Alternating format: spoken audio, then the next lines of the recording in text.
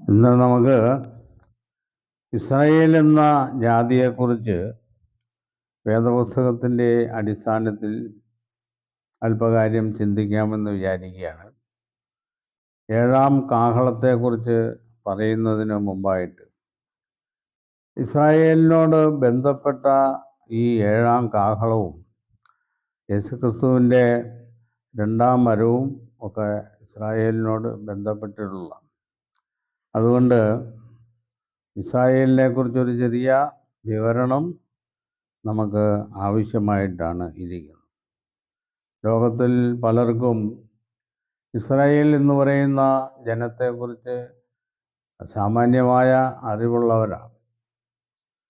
Israel എന്നും എക്കാലവും ഇന്നും ലോക ശ്രദ്ധ പിടിച്ചു പറ്റിക്കൊണ്ടിരിക്കുന്ന ഒരു ജനതയാണ്. ദൈവമുണ്ടെന്നുള്ളതിൻ്റെ ഒരു തെളിവ് തന്നെയാണ് ഇസ്രായേൽ ജാതി. ലോകത്തിലെ സകല ജാതികളിലും വെച്ച് വ്യത്യസ്തമായ ആശയങ്ങളും അവർ യഹോവയെ ആരാധിക്കുന്നതിൽ വളരെ വ്യത്യസ്തരുമാണ്. മറ്റുള്ള ബിംബങ്ങളെയോ അശേര പ്രതിഷ്ഠകളെയോ ഒന്നും ആരാധിക്കുന്ന പാരമ്പര്യമായ സ്ഥിരം സ്വഭാവം ഇസ്രായേലിനില്ല. യഹോവയെ ആരാധിക്കുന്ന ഒരു സ്വഭാവ രീതി ഇസ്രായേലിൽ മറ്റ് ജാതികളിൽ നിന്നും കൂടുതലായിട്ട് കാണുവാൻ കഴിയും. കാരണം ദൈവത്തിൻ്റെ പേര് ഇസ്രായേലിന് മാത്രമേ വെളിപ്പെടുത്തി കിട്ടിയിട്ടുള്ളൂ എന്നുള്ളതാണ്. അപ്പം അതുകൊണ്ട് ദൈവിക നിർണയങ്ങളിൽപ്പെട്ട പല പ്രവചനങ്ങളും യേശുക്രിസ്തുവിൻ്റെ സ്ഥാപിതമാക്കുവാൻ പോകുന്ന രാജ്യത്തെക്കുറിച്ചുമുള്ള പല ആശയങ്ങളും നിർണയങ്ങളും വെളിപ്പാടുകളും ജഡിക ഇസ്രായേലിനോട് ബന്ധപ്പെട്ടിരിക്കുന്നു എന്നുള്ളത് വലിയൊരു വസ്തുത തന്നെയാണ്. അതിൻ്റെ അടിസ്ഥാനത്തിൽ മോശ ഇസ്രായേലിനെ മിസ്രൈമിൽ നിന്നും ഫറവോൻ്റെ അടിമത്വത്തിൽ നിന്നും മോചിപ്പിച്ചു കൊണ്ടുവന്നു എന്നുള്ള ചരിത്രം പല വിഭാഗങ്ങൾക്കും നല്ലവണ്ണം അറിയാവുന്നതാണ്. മോശയെ മിസ്രൈമിലേക്ക് യഹോവ അയക്കുമ്പോൾ അവിടെ ഫറവോനോടൊരു കാര്യം പറയുവാൻ പ്രത്യേകം ദൈവം അരുളി ചെയ്യുന്നു. പുറപ്പാട് പുസ്തകം 4-ാം അധ്യായം 22-ാം വാക്യത്തിൽ ആ കാര്യം എന്താണെന്ന് പറയുന്നുണ്ട്. ആ ഭാഗം ഒന്ന് വായിച്ചു. യഹോവ ഇപ്രകാരം അരുളിച്ചെയ്യുന്നു, ഇസ്രായേൽ എന്റെ പുത്രൻ, എന്റെ ആദ്യജാതൻ തന്നെ. എനിക്ക് ശുശ്രൂഷ ചെയ്യുവാൻ എന്റെ പുത്രനെ വിട്ടയക്കണമെന്ന് ഞാൻ എന്നോട് കൽപ്പിക്കുന്നു. അവനെ വിട്ടയക്കാൻ സമ്മതിക്കുന്നില്ലെങ്കിൽ ഞാൻ നിന്റെ പുത്രനെ, നിന്റെ ആദ്യജാതനെ തന്നെ കൊന്നുകളയും എന്ന് പറയണം. ഇവിടെ മിസ്രൈമിലേക്ക് മോശയെ അയക്കുമ്പോൾ അവിടെ ചെന്ന് ഫറവോനോട് പറയേണ്ടത് എന്തെന്നാണ് ഇവിടെ വിവരിക്കുന്നത്. ഇസ്രായേൽ എൻ്റെ ആദ്യജാതൻ, എൻ്റെ പുത്രൻ, എനിക്ക് ശുശ്രൂഷ ചെയ്യുവാൻ എൻ്റെ പുത്രനെ വിട്ടുതരണമെന്ന് ഞാൻ നിന്നോട് കൽപ്പിക്കുന്നു. ഇസ്രായേലിനെ കുറിച്ചുള്ള വിശേഷണം എന്താ? ഇസ്രായേൽ എൻ്റെ പുത്രൻ, എൻ്റെ ആദ്യജാതൻ തന്നെ എന്നാണ്. അപ്പോൾ ഇസ്രായേലിനെ ദൈവം ഇത്രയേറെ സ്നേഹിക്കുവാനുള്ള കാരണം എന്താണ് എന്നുള്ളത്. ഇസ്രായേലിൻ്റെ പൂർവ പിതാവ് അബ്രാഹാമാണ്. അബ്രാഹാം കൽദേയരുടെ പട്ടണമായ ഊരിൽ താമസിച്ചിരുന്നു. അവിടുന്ന് ദൈവത്തിൻ്റെ പ്രത്യേക ഒരു സന്ദേശത്തിൻ്റെ ഫലമായി അബ്രഹാം അവിടെ നിന്ന് കനാൻ ദേശത്ത് വന്ന് യാത്ര അവസാനിപ്പിച്ചു.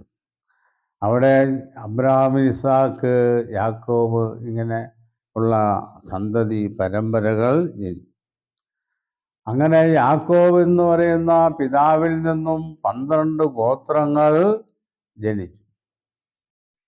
ഈ 12 ഗോത്രങ്ങൾ ഇസ്രായേൽ ജാതി എന്ന് അറിയപ്പെട്ടു.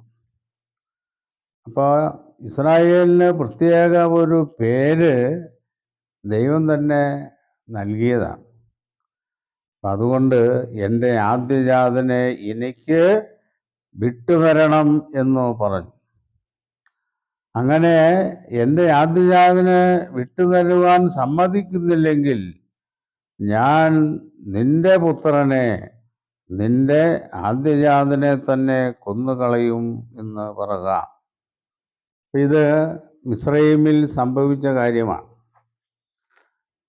അടിമ വീടായ മിസ്രയീമിൽ കിടന്ന ഇസ്രായേലിനെ 9 ബാധകളാൽ ദൈവം സന്ദർശിച്ചിട്ട് ഫറവോൻ അവരെ വിട്ടയച്ചില്ല. 10ാമതായിട്ട് മിസ്രയീമ്യരുടെ ആദ്യജാതന്മാരുടെ കൊലപാതകം നടക്കുക വഴിയാണ് ഇസ്രായേലിനെ അവിടുന്ന് മോചിപ്പിച്ചത്. അപ്പോൾ ദൈവത്തിൻ്റെ വചനത്തിനു വേണ്ടി ശുശ്രൂഷ ചെയ്യുന്ന പ്രത്യേക ഒരു ജനവിഭാഗമായിട്ടാണ് ഈ ഭൂലോക ജാതികളിൽ വെച്ച് ഇസ്രായേലിനെ തിരഞ്ഞെടുത്തത്. അങ്ങനെ അവർക്ക് സീനായി മലയിൽ വെച്ച് ദൈവം തൻ്റെ ദാസനായ മോശ മുഖാന്തരം ന്യായപ്രമാണം നൽകി. ലോകത്തിലെ ഒരു ജാതിക്കും നൽകപ്പെടാത്ത പ്രമാണമാണ് ന്യായപ്രമാണം. അപ്പം ന്യായപ്രമാണം നൽകുക വഴി മോശയിൽ കൂടെ ദൈവം ഇസ്രായേലിനെ തൻ്റെ ഭൃത്യനായിട്ടും തൻ്റെ പ്രത്യേക ജനമായിട്ടും സ്വീകരിച്ചു എന്നുള്ളതാണ്. ഇസ്രായേൽ പല സന്ദർഭങ്ങളിലും അവർക്ക് തെറ്റുകളും കുറ്റങ്ങളും വന്നിട്ടുണ്ട്. ആ സാഹചര്യങ്ങളിലൊക്കെ ദൈവം അവരെ ശിക്ഷിക്കുകയും അവരെ സംരക്ഷിക്കുകയും ഒക്കെ ചെയ്തിട്ടുണ്ട്. അത് അബ്രഹാമിനോടുള്ള ആ സ്നേഹത്തിൻ്റെ പേരിലാണ്. അബ്രഹാമിന് ദൈവത്തിൻ്റെ സ്നേഹിതൻ എന്നാണ് പേരിട്ടിരിക്കുന്നത്.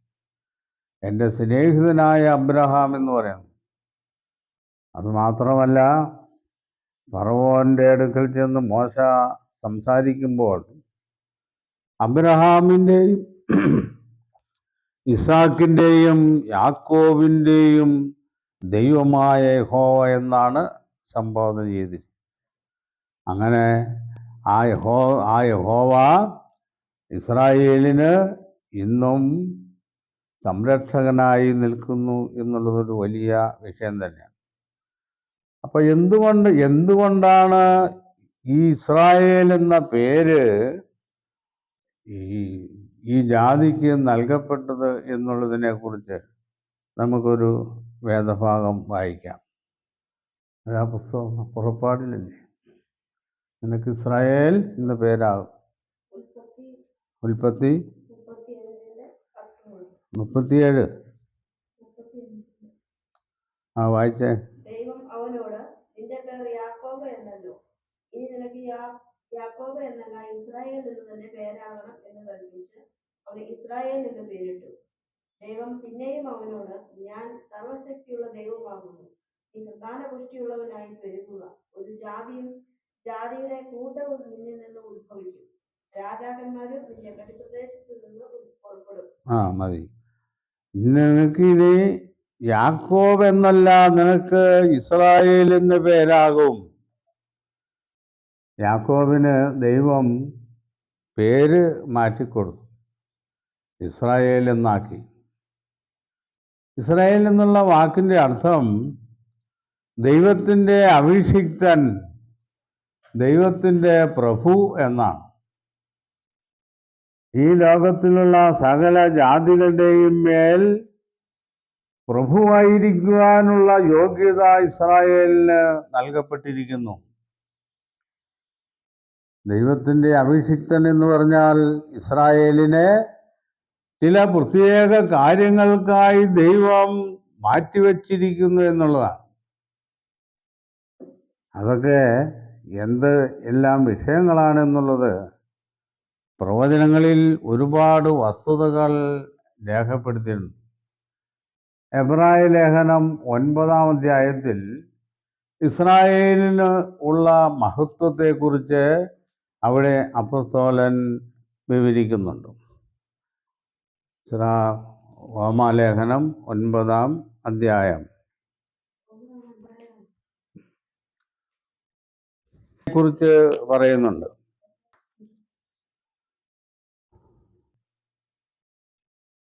എനിക്ക് വലിയ ദുഃഖവും ഹൃദയത്തിൽ ഇടവിടാതെ നോവുമുണ്ട് എന്ന് എൻ്റെ മനസാക്ഷി എനിക്ക് പരിശുദ്ധാത്മാവിനാൽ സാക്ഷിയായിരിക്കുന്നു. ജഡപ്രകാരം എൻ്റെ ചാർച്ചക്കാരായ എൻ്റെ സഹോദരന്മാർക്ക് വേണ്ടി ഞാൻ തന്നെ ക്രിസ്തുവിനോട് വേർവിട്ട് ശാപഗ്രസ്തനാവാൻ ഞാൻ ആഗ്രഹിക്കാമായിരുന്നു.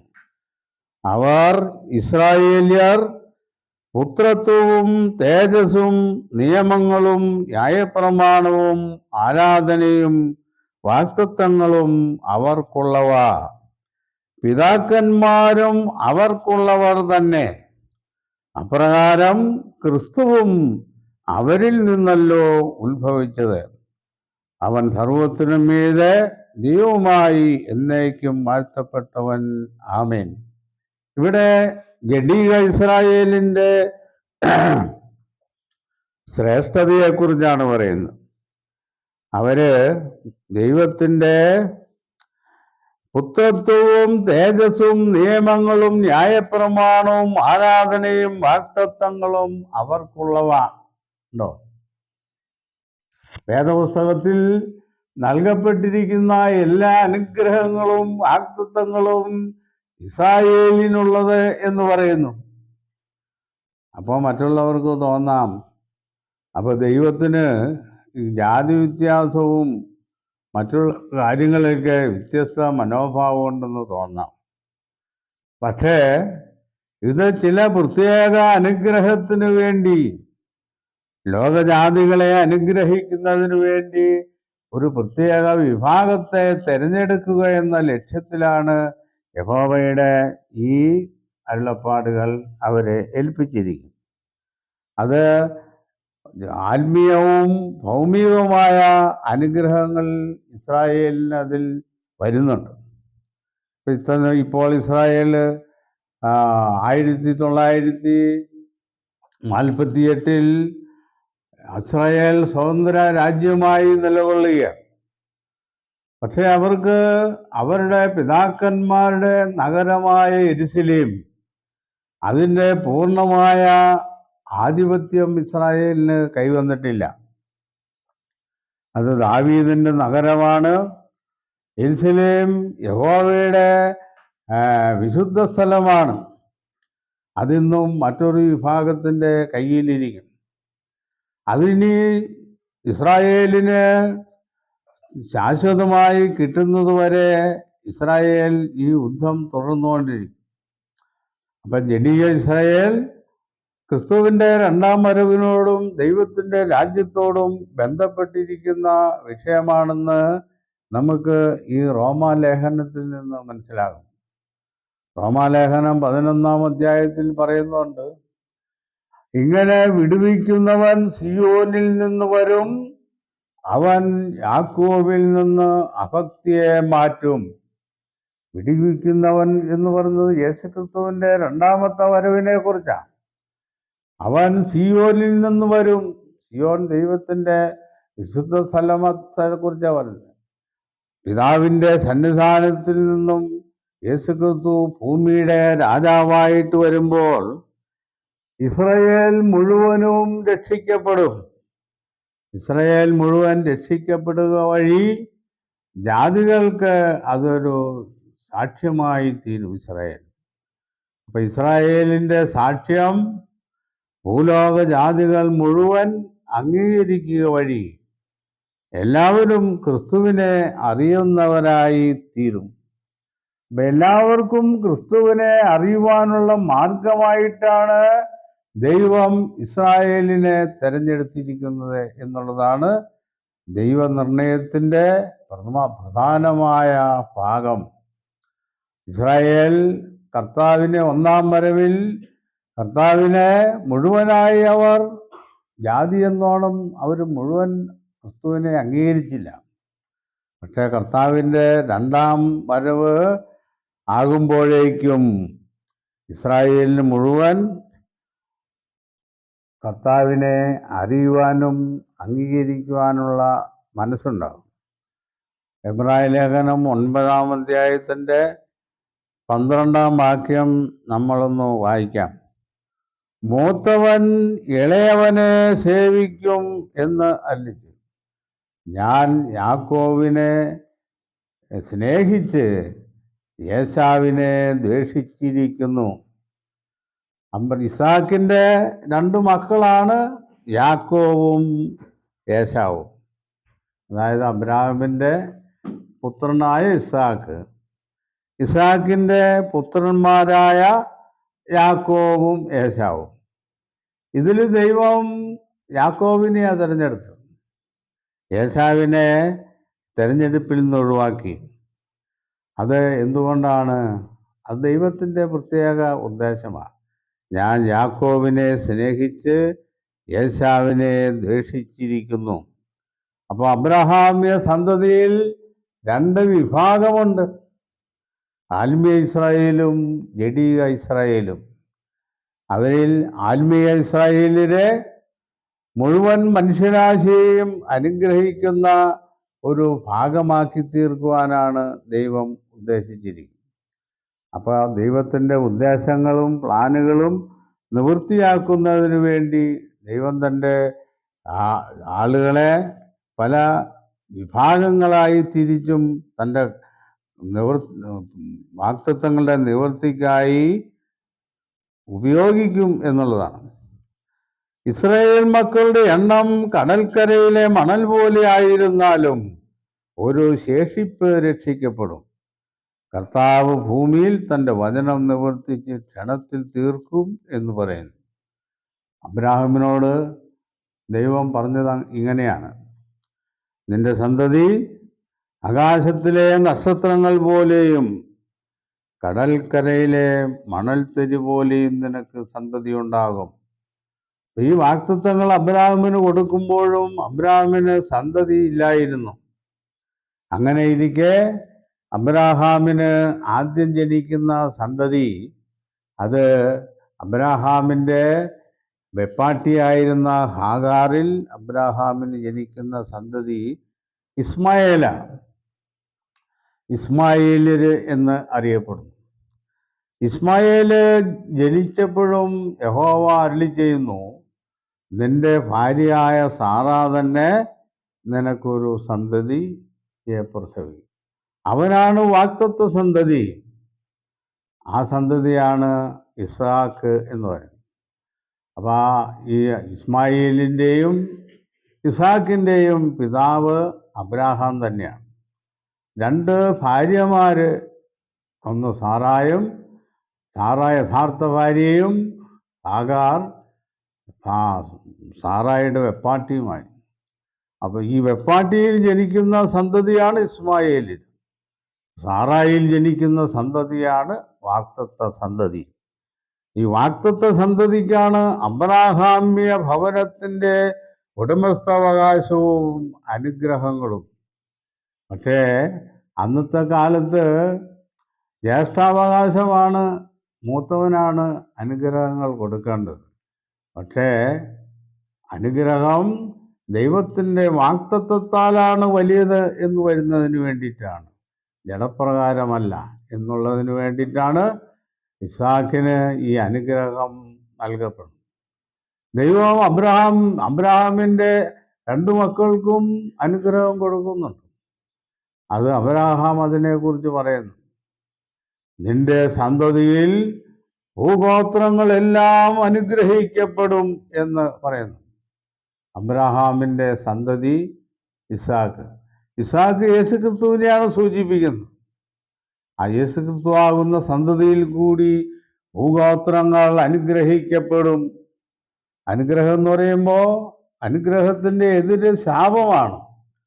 ഏതന്യ അവസ്ഥയിൽ ഉണ്ടായിരുന്ന ശാപം, ആ ശാപത്തിൻ്റെ പരിണിതഫലമായ മരണം. ആ മരണത്തിൽ നിന്നാണ് മോചിപ്പിക്കുന്നതാണ് അനുഗ്രഹം എന്ന് പറയുന്നത്. അങ്ങനെ ആ മരണത്തിൽ നിന്ന് മനുഷ്യനെ മോചിപ്പിക്കാനാണ് അബ്രഹാമിൻ്റെ സന്തതിയായ യേശുക്രിസ്തു കാൽവറി ക്രൂശിൽ യാഗമായി തീർന്നു. ആ യാഗത്തിലുള്ള വിശ്വാസത്താൽ ഏതൊരാൾക്കും മരണത്തിൽ നിന്നുള്ള മോചനത്തിനുള്ള അവകാശം യേശുക്രിസ്തു നൽകും എന്നുള്ളതാണ്. അതാണ് അബ്രഹാമ്യ സന്തതിയുടെ ആ ക്രമത്തിലുള്ള വാക്തത്വം. ഇസ്മായേലിന് കൊടുത്ത അനുഗ്രഹങ്ങൾ ഇങ്ങനെ അനുഗ്രഹത്തിൻ്റെ അനുഗ്രഹങ്ങളല്ല, വിപരീതമായ ഒരു അനുഗ്രഹത്തെക്കുറിച്ചാണ് ഇസ്മായേലിന് നൽകപ്പെട്ടത്. ഇസ്മായേലിന് കൊടുത്ത അനുഗ്രഹത്തിൽ നീ നിന്റെ സഹോദരനെതിരെ പാർക്കുമെന്നാണ് പറഞ്ഞിരിക്കുന്നത്. ഉൽപ്പത്തി പുസ്തകത്തിൽ അത് പറയുന്നു, നീ നിന്റെ സഹോദരനെതിരെ പാർക്കും. സഹോദരൻ ആരാ? ഇസ്രായേലാ. നിന്റെ കൈ സകല ജാതികൾക്കും എതിരായിരിക്കും എന്ന് പറയുന്നു. ഇസ്മായിലിന്റെ കൈ ഭൂമിയിലുള്ള സകല ജാതികൾക്ക് എതിരായിരിക്കും. സകല ജാതികളുടെയും കൈ നിനക്കെതിരായിരിക്കും എന്നാ. അതുമാത്രമല്ല, നീ കാട്ടുകഴുതയെ പോലെയുള്ളവനായിരിക്കും എന്നാ. ഇസ്മായിലിന് കാട്ടുകഴുതയെ പോലെ ഉള്ളവനായിരിക്കുന്നത് എന്താ? വിശേഷ ബുദ്ധിയില്ല. ഇന്ന് ചെയ്യുന്ന വിശുദ്ധ യുദ്ധങ്ങളൊന്നും അത് ബുദ്ധിയിൽ നിന്നുമുള്ള യുദ്ധങ്ങളല്ല. അവരുടെ പ്രവർത്തനങ്ങൾ, അവരുടെ ആചാരങ്ങൾ, അവരുടെ അനുഷ്ഠാനങ്ങളെല്ലാം കഴുതയുടെ പ്രവൃത്തിക്ക് തുല്യമായിട്ടുള്ളതാണ്. അതുകൊണ്ടാണ് നീ കാട്ടുകഴുതയെ പോലെയുള്ളവനാണ്. നീ നിന്റെ സഹോദരനെതിരെ പാർക്കും. ഇന്നും അതാ സംഭവിച്ചുകൊണ്ടിരിക്കണേ. ഇസ്രായേലിനെ ഈ ഭൂമുഖത്തു നിന്നും തുരത്തുന്നതിന് വേണ്ടി ലോകജാതികളും ലോകശക്തികളും അറബ് രാജ്യങ്ങളും അണിനിരക്കുന്ന ഒരു രംഗമാണ് ഇപ്പം നമ്മൾ കണ്ടുകൊണ്ടിരിക്കുന്നത്. ഗസയിലെ യുദ്ധമൊക്കെ ഇസ്രായേലിൻ്റെ ദൈവം അവർക്ക് നൽകുന്ന സംരക്ഷണവും അവരെക്കുറിച്ച് ദൈവം ഉദ്ദേശിക്കുന്ന പദ്ധതികളും എന്താണെന്ന് മനസ്സിലാക്കാതെ, ഇസ്രായേൽ ആരാണെന്ന് മനസ്സിലാക്കാതെ, ഇസ്രായേൽ എങ്ങനെ നിലകൊള്ളുന്നു എന്ന് മനസ്സിലാക്കാതെ ഇസ്രായേലിനെതിരായിട്ട് തിരിയുന്ന ജനതകൾ, അവർ കൂടുതൽ ഈ വിഷയങ്ങളെക്കുറിച്ച് അറിവുള്ളവരായി തീരേണ്ടത് ആവശ്യമായിരിക്കുന്നു. ദൈവനിർണയത്തിലുടനീളം ഇസ്രായേൽ ഒരു വലിയ അനുഗ്രഹമായി ലോകത്തിന് അനുഭവപ്പെടുവാൻ പോകുന്നു എന്നുള്ളതാണ് പ്രവചനങ്ങളുടെ നിവൃത്തി. അപ്പോൾ ഈ വിഷയങ്ങളെക്കുറിച്ച് നമുക്ക് വരുന്ന സമയങ്ങളിൽ കൂടുതലായി വിശദീകരിക്കാമെന്ന് വിചാരിക്കുന്നു. വെളിപ്പാട് പുസ്തകത്തിൻ്റെ മറ്റ് പല വിഷയങ്ങളിലുള്ള വ്യാഖ്യാനത്തിൽ ജഡിക ഇസ്രായേലിനെ കുറിച്ചുള്ള ഒരു പഠനം ആവശ്യമായി വന്നതിൻ്റെ പേരിലാണ് ഈ സന്ദർഭത്തിൽ ഇസ്രായേലിനെ കുറിച്ച് ഇത്രയും പറഞ്ഞത്. ഇത്രയും പറഞ്ഞുകൊണ്ട് ഈ വിഷയം അവസാനിപ്പിക്കുകയാണ്.